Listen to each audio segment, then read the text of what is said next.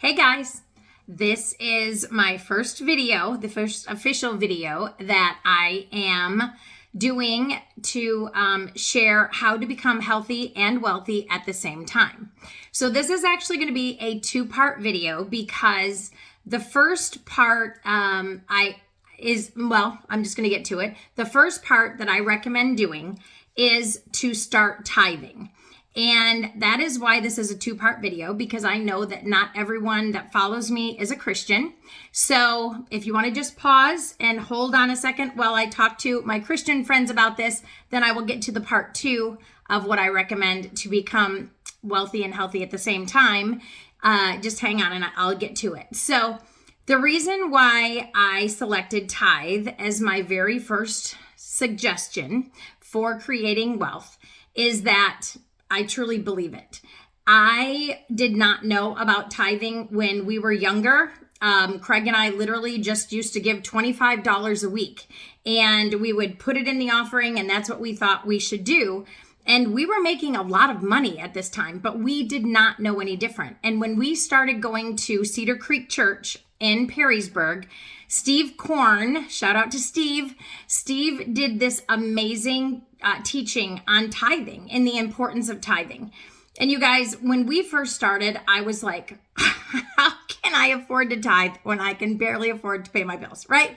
So it was hard. I am not going to sugarcoat it. It was very, very hard. And it is truly an act of faith, because if you're already struggling and you're thinking, you want me to give 10% of my gross, not my net, the gross, to God, how is that going to happen? Well, I will tell you. First of all, you have to realize that all of the money is His to begin with. He lets you use it while you're on this earth. And so giving back 10% is just a way that we can say, I know you're in control and I trust you. In the Bible, Malachi 3:10 says, bring your whole tithe into the storehouse, that there may be food in my house. Test me on this, says the Lord Almighty. Okay? This is the only verse in the entire Bible where God says to test Him. Okay? So first of all, that's something, right?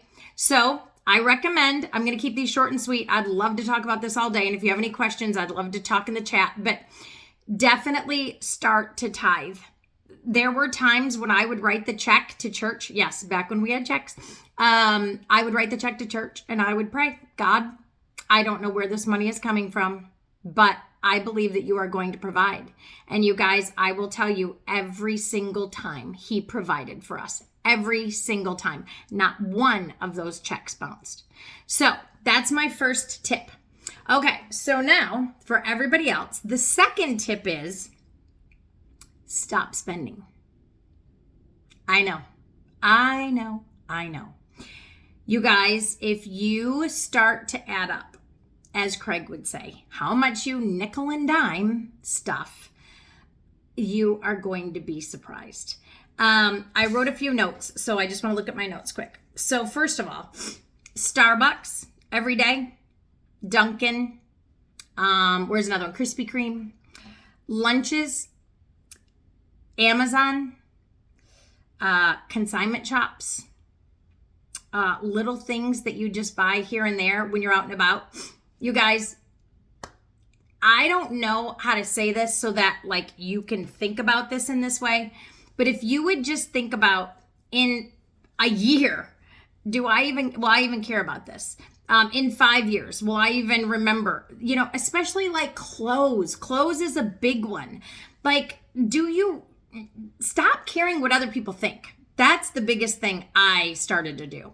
I don't care what people think. I shop at thrift stores. I shop at TJ Maxx, and I could afford to shop at the other stores. I just choose not to, because nobody knows the difference. Nobody cares. And if they do judge me, then that's their problem, not mine. Okay? So that is my tip 2, is try to really start limiting your spending. Find out where you are nickel and diming and see what you can cut out. And I would love to hear what you guys come up with.